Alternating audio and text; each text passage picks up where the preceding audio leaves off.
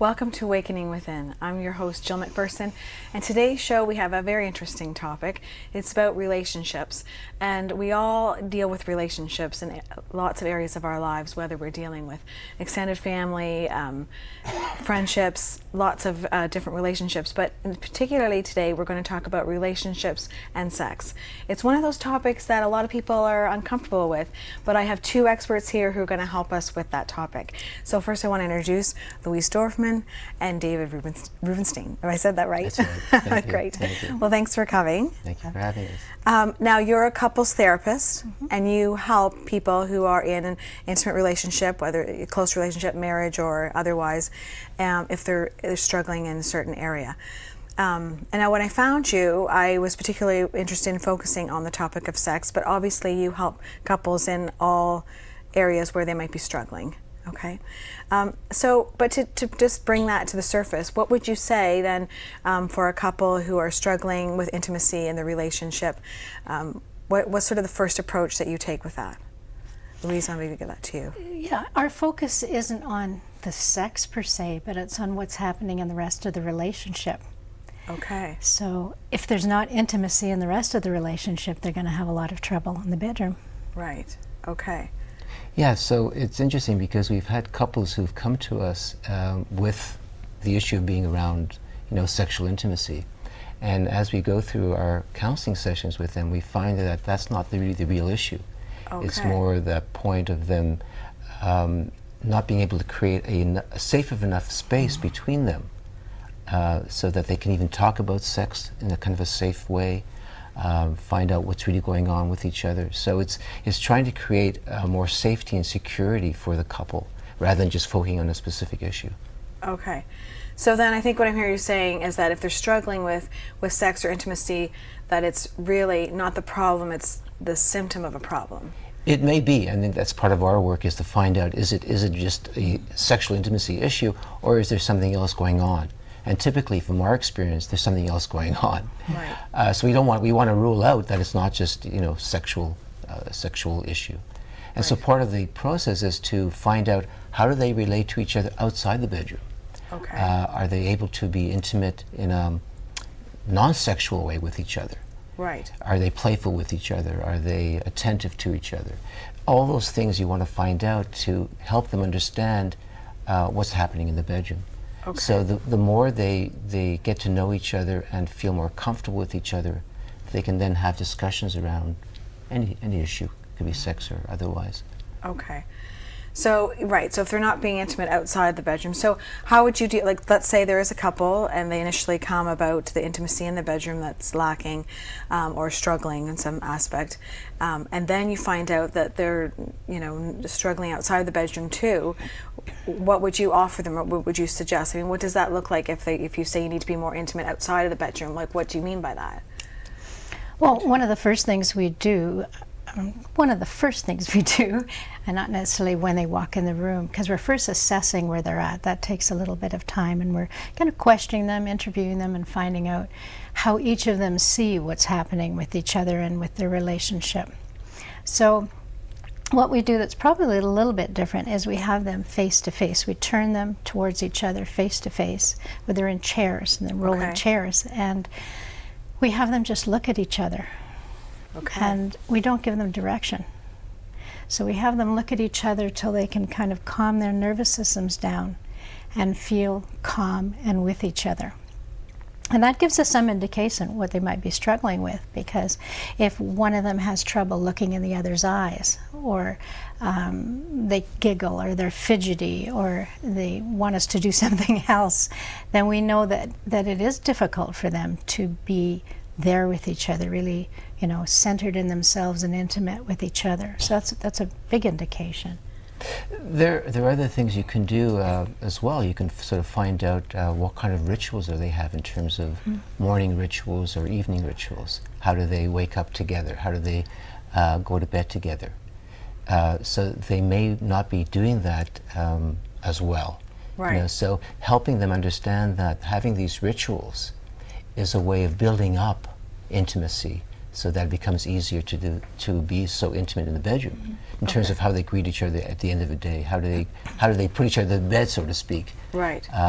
So you want to find these things out and find out what's preventing them from going to that place. So starting off with some more less direct aspects of it, in terms of morning, evening rituals, how playful are they with each other, where does humor fit in, can they handle revealing things to each other. So those are things you want to explore and find out and help them with. Right. Can they make each other laugh? Can they bring a certain feeling to the other person's face? A lot of what we do at the beginning when we're assessing involves kind of enactments. So we'll actually have them play out for us what happens when they come home at the end of the day. Okay. So we'll say, okay, there's the door. Go to the door, and if you're the one that comes in last, come in the door and show us exactly what happens. Where are you standing? Over there. So it's kind of almost like acting. But they reveal a lot about themselves. And when they come together, do they hug in a way to calm each other?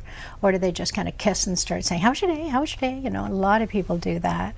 And then we have them redo it in a way that really the person that's home should be the one that goes to greet the other who's come back from the war.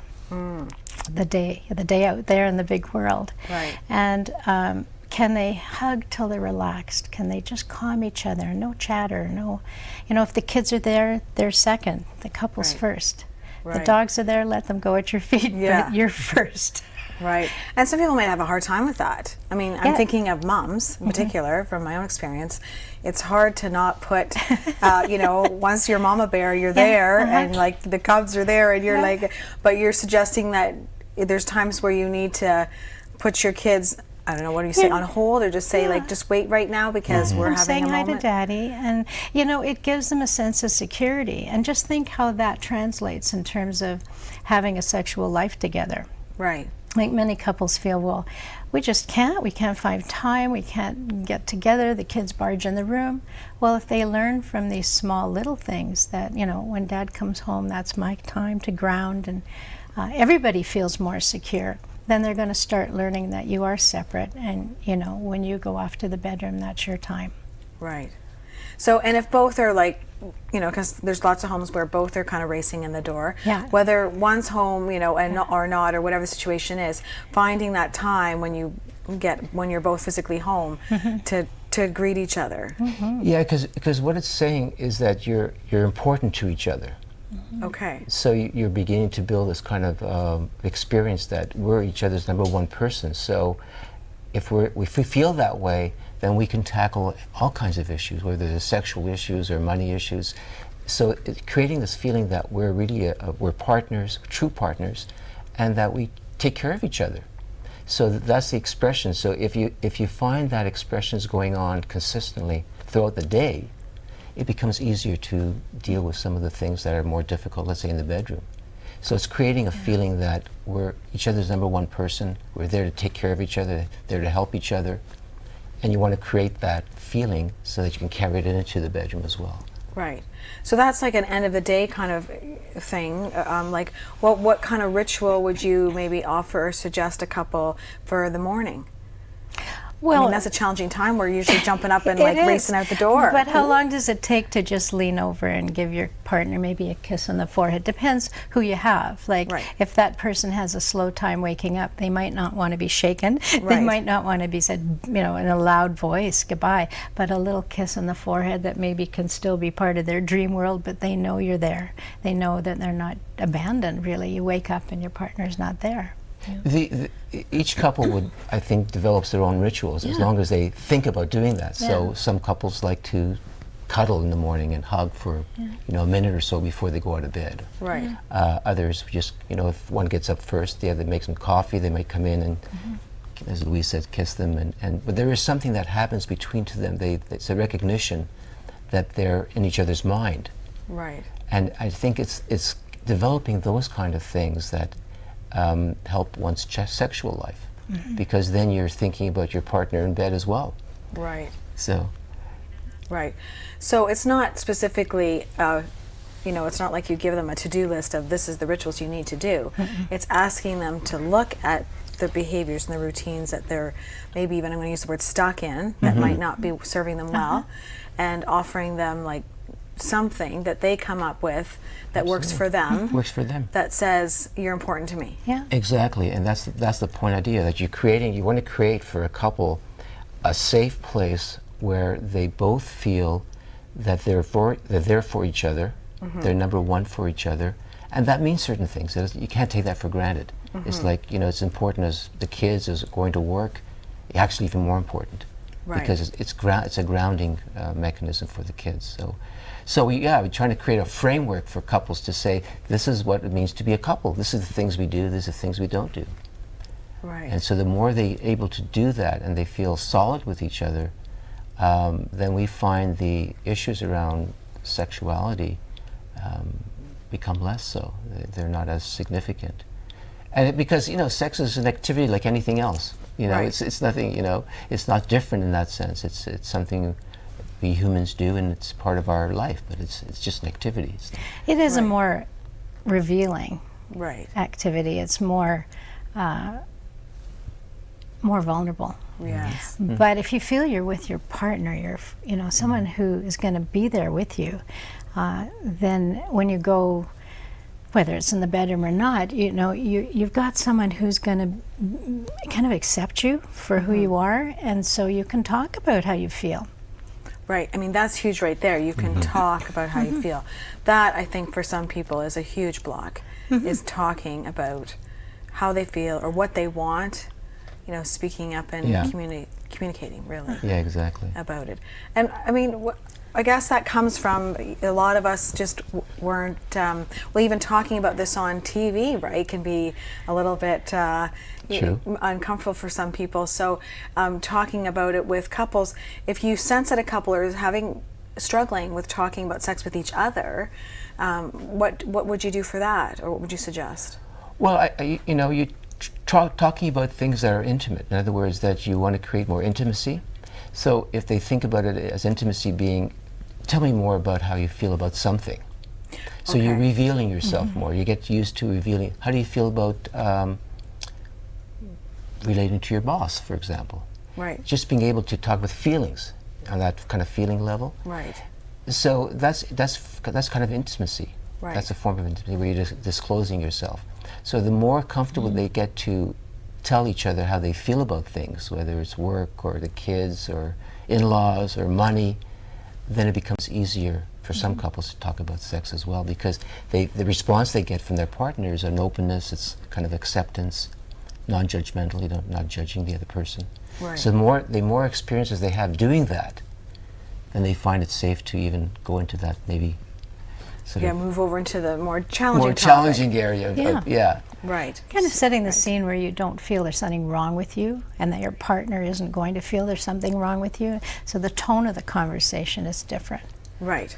So before we go to break, we'll touch on the fact that you do offer counseling to couples in your own office space, but also you do a retreat, and you've got one coming up in October. What would that involve? Okay, so what we call retreats, other people sometimes call retreats. What we call retreats is an intensive, one couple only, that we meet with them for a full weekend, and they come to see us that way. Today's show, we're talking about relationships with a particular focus around sex and how lots of couples can really struggle in this area. So I brought in a couple of experts local to us just to shed some more light on how couples who are struggling in the sex department, how they can get some help. So we're back, and before we went to break, we were talking about what you offer when couples are struggling and they come to you. And so I just want to get back to that and clarifying the difference between retreats and workshops.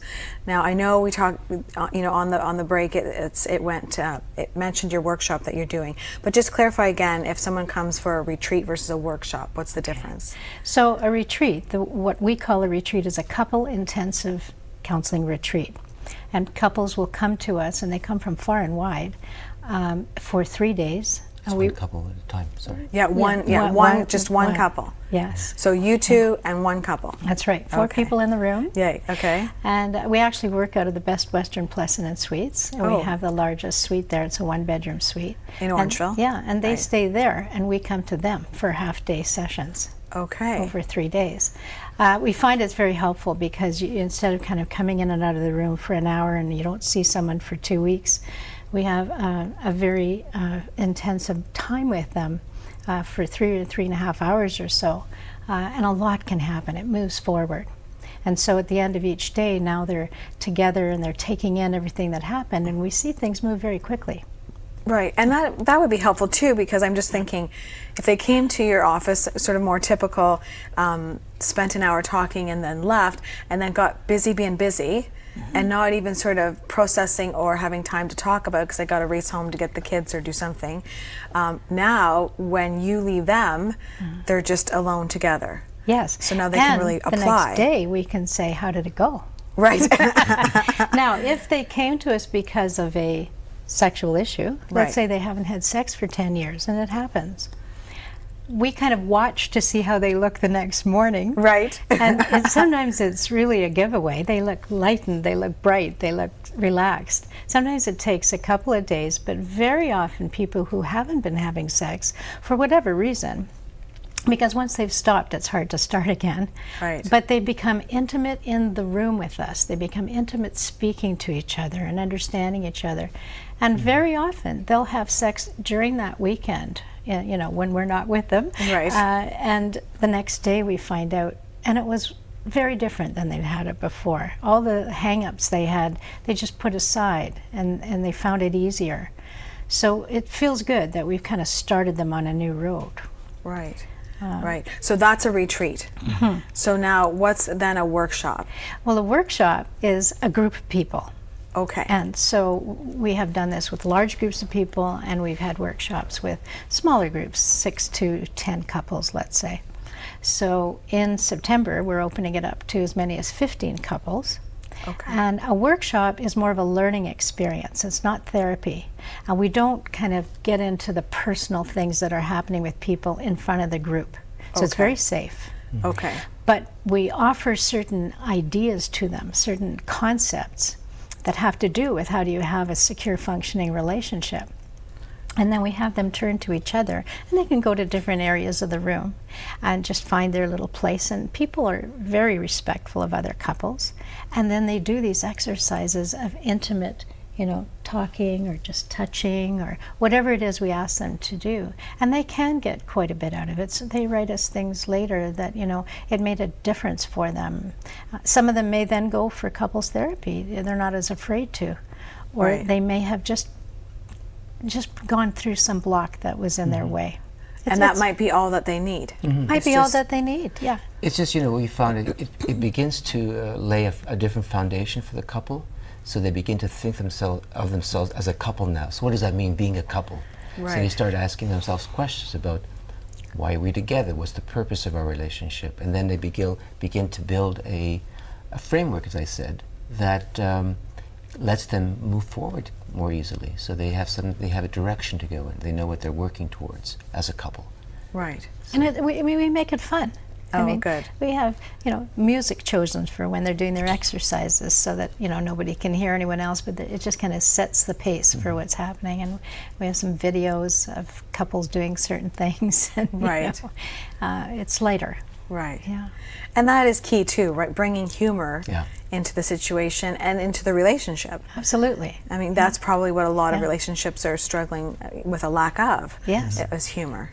One of the things that we've been finding is that when it comes to the area of sex, it seems to be that couples have put a lot of pressure on themselves and on each other. Yeah. So there's a lot of sort of expectations, and people are worried about performance, especially men are worried about performance. Right. And so they walk into that situation more tense, under more stress than they need to be. Right. So part of the process is to create a situation where you don't feel stressful. You feel this is kind of a place where you can just be yourself and let loose and enjoy it. And so being able to create that space for each other becomes important. Right. Can you create a stress-free environment for each other as a couple? Right. And also, That's fine. and men are not always men. Like, people think, oh, men are like this and women are like that. We don't really feel that Yes. way. But in each couple, there's usually one person who touch is important too. Right. And the other person, it actually is important in that maybe they have a difficulty with touch, but for the other person, maybe hearing certain things, hearing words, just feeling it's a safe place by anything else but a stroke or something like that puts them in a safe place. So you have to know who your partner is. Right. And the workshop starts, it's called Know Your Partner. Right. You know, the road to a secure, functioning relationship. So you do have to know your partner. We're not all the same, Right. and we can't have those expectations. Do you find when couples come in, you know, one of the number one things that's happening is the blame game? Like, do they get into, we would be happy, but he does this or she does that? Do you help them with, you know, because I just think the whole, like, where does the blame game get you anyway? So how do you deal with that? Well, I'm thinking that we help them, in a way, develop a manual for how they're going to be together. Okay. It's not a written manual. They can write it if they want, but they want to together decide, what is our relationship about? And what are the values that we're going to hold within this relationship? So if one of the values is we don't blame each other, Okay. you know, then what are they going to do to keep to that value? So it's like, what is it about their relationship that they want it to be about, and what are they going to do about it? Okay. They can hold each other to that, not by blaming the other because Yes. they went ahead Yeah. blaming. Yeah. Read the manual. Yeah, but, right. We're you not know, into blaming. like, sweetheart, remember we had that discussion? You know, Right. you know. So you're kind of almost helping them to create like a couple's contract of like, Yes. this is how we're going to agree to, you know, sort of like our purpose or mission statement, That's and then right. how we're going to carry that out. Yeah. That's part of the evolution of being a couple because it's very important. I mean, because you're trying to develop the safety and security, but to do that, both couples have to work at it. They both have to agree this is important for them. Because Right. otherwise, they're just sort of operating in a vacuum. They don't know what they're doing. They're just reacting to situations. Right. So this becomes a more conscious process, saying this is what we do, and this can help us in all areas of our lives. Right, right. Now, I had asked you about a resource, and you lent me this one, Wired for Love. So you recommend this book for couples? Yes. Or? Highly. Highly. Yes. And Yeah. and it would help with the idea of understanding each other, like know your partner, Right. and understanding how we're wired for love. Exactly, and it's also very nice because it has, after each chapter, I believe, if I remember correctly, it has a series of exercises so they can actually practice things and see how that works for them. Okay. And then develop their own exercises, you know, but it's a very practical, hands-on book, and it's very helpful. we find. Okay. Okay. Now, just for the audience to clarify, so are you a couple yourselves? You don't just work together, Absolutely. but you are an actual couple, right? Couple. So Been together you- 42 years. 42 years. Wow. And how long have you been working together? 15 now. A little over 15. Yeah, Yeah, 15 15. years together doing co-therapy. Doing- And we actually have our own individual practices as well, but most of our work is working together, Yeah. so we enjoy that, we like it. Right. So you've definitely walked your talk then. I mean, We have to. You're sharing ideas that have got you to 42 years of marriage. Well, not only that, we learn by doing what we are trying to convey to other people. We have to do it in our own lives to understand it. And it's not always easy, so we know that. Right. But we make it real life with ourselves so that when we're working with other people, we actually have more empathy for them, and we can help them. We can help them move along. I think it helps a lot that we are a couple working with our clients. Right. So, like, what do people ask you? Like, what's the trick? Like, 42 years? What's the? I mean, here you are smiling, cuddling up on the couch here together. I Like, think one of the yeah, right. Well, a couple of things. One is the thing you pointed out, the idea of having a purpose, a sort of a contract that's spelled out, it's explicit.